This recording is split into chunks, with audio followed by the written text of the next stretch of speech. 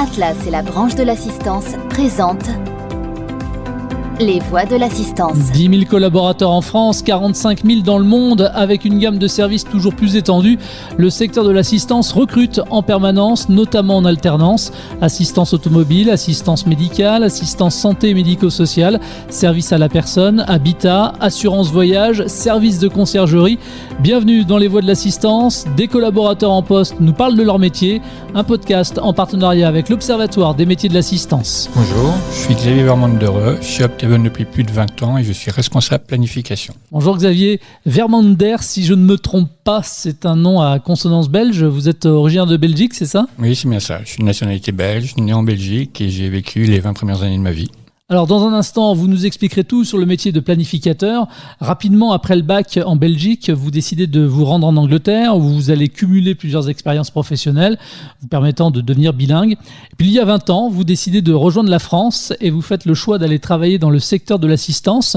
Pour quelle raison ? C'est un peu le hasard qui m'a fait rejoindre l'assistance. J'ai répondu à une annonce où la seule chose qu'on demandait était d'être bilingue anglais, ce qui était mon cas, et je me suis retrouvé chargé d'assistance bilingue chez Opteven. Et le chargé d'assistance, il va évoluer au sein de la société pour devenir planificateur ? C'est ça. Au fur et à mesure, avec l'évolution en interne et l'accroissement de la société, je suis passé team manager sur le plateau d'assistance et ensuite planificateur.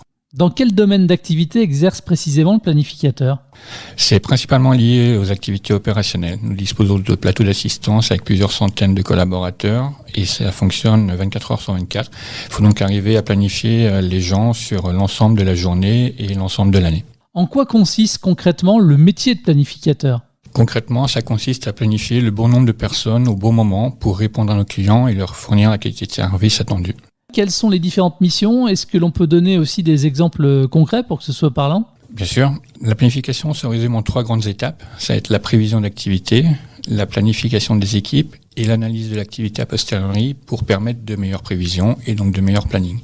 C'est un cercle en continu. Un exemple concret, ça peut être l'analyse d'une journée, regarder ce qui s'est bien passé, mal passé, comparer à ce qu'on avait prévu afin d'améliorer les prévisions suivantes. À quoi ressemble maintenant une journée type du planificateur ? Une journée type, ça peut être d'aider à gérer au pilotage de l'activité pour les services opérationnels, tout comme travailler sur des projets de fond, des projets transverses, d'aider le marketing à répondre à un appel d'offres par exemple. Donc c'est très difficile de décrire une journée type parce que les missions sont très variées. Qui sont ces interlocuteurs, que ce soit en interne ou en externe ? Alors en interne, on a toutes les équipes d'assistance évidemment, puisque c'est pour eux qu'on fournit les plannings. On travaille aussi beaucoup avec la finance sur la partie budgétaire et prévision d'activité. On travaille également beaucoup avec les RH. C'est nous qui prévoyons le plan de recrutement. Il faut aussi qu'on suive le recrutement pour être sûr qu'on colle aux besoins à venir. En externe, la plupart de nos échanges sont avec les clients pour qui on va montrer notre travail et leur expliquer notre organisation. Quels sont les prérequis pour pouvoir justement exercer cette profession ? Alors, il n'y a pas de profil type ni de prérequis. C'est vraiment un métier où on va apprendre en interne, on va être formé en interne. L'important, c'est vraiment le savoir-être, quelques compétences techniques, mais basiques, type maîtriser Excel, parce qu'on travaille beaucoup avec Excel. Mais c'est vraiment la formation interne qui va primer. En termes de soft, puisque vous en parliez à l'instant, quelles sont justement ces qualités de savoir-être ? Quelles sont les qualités requises pour pouvoir exercer ce métier ? Une capacité d'analyse et de synthèse sont indispensables pour l'analyse de l'activité.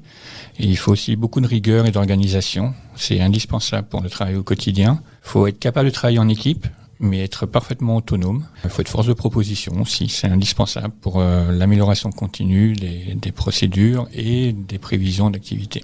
Quelles sont les difficultés éventuelles que peut rencontrer le planificateur ? Alors, le plateau d'assistance, c'est 300 personnes en basse saison et plus de 500 l'été.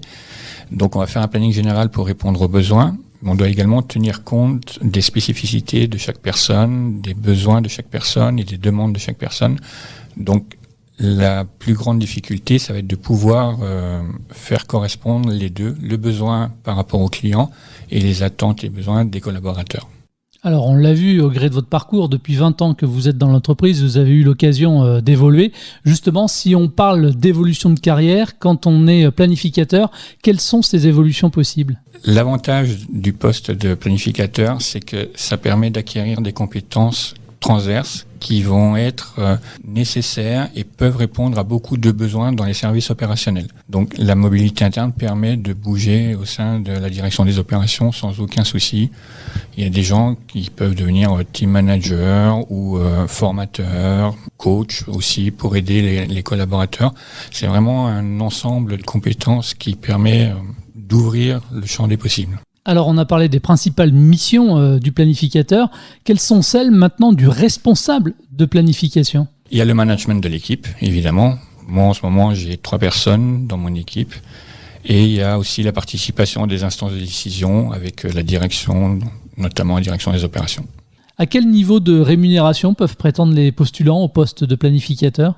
Donc, un statut agent de maîtrise. Pour un débutant, on peut commencer à 30 000 € annuels, plus les avantages, participation, intéressement. Est-ce que vous recrutez aussi quelques contrats en alternance ? Ça peut être le cas. L'avantage d'un alternant, c'est qu'il est présent toute l'année. On a une activité qui est saisonnière tout au long de l'année et avec un alternant, il peut voir les différents cycles de planification tout au long d'une année et sur les 12 mois. Ça va être la différence entre un alternant et un stagiaire. On va préférer un alternant.